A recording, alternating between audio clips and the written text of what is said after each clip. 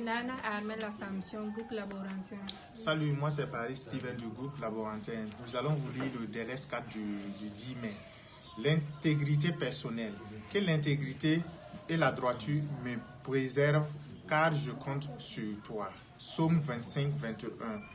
L'une des choses les plus difficiles qu'un leader doit affronter, c'est la tentation.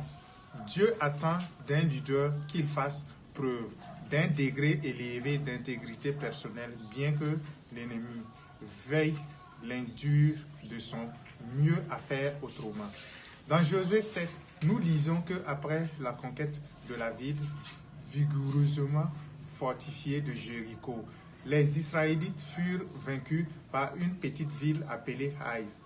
C'était parce que Achan, un fantastin, a défié les ordres de Josué et caché quelques-uns des butins de Jéricho pour lui. David fut désigné par Dieu pour être roi d'Israël. Et en effet, il est dit qu'il était un homme selon le cœur de Dieu.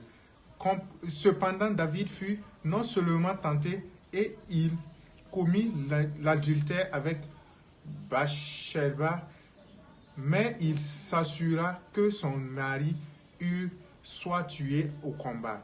Il pouvait accomplir ces deux choses terribles compte tenu de sa position de leader et du poids qu'il s'y accompagnait.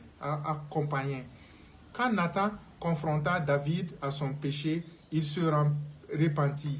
Il écrit la plupart des psaumes, incluant le psaume 51 qui est une belle prière demandant miséricorde et restitution à Dieu. Dans Psaume 15, David écrit sur comment la personne d'un leader doit être. Celui qui marche dans l'intégrité, qui pratique la droiture et qui dit la vérité selon son cœur. Beaucoup de pouvoir est conféré à un leader et cela lui rendrait vulnérable pour perdre son intégrité. En tant qu'un médecin et un administrateur, je me suis parfois offert des faveurs pour qu'un médecin article soit stocké dans la pharmacie de l'hôpital et plusieurs tombent dans la tentation des donations coûteuses et des voyages à l'étranger. Par moments, le leader peut penser que personne n'est au courant de son péché secret. David même nous rappelle dans Psaume 139, 7.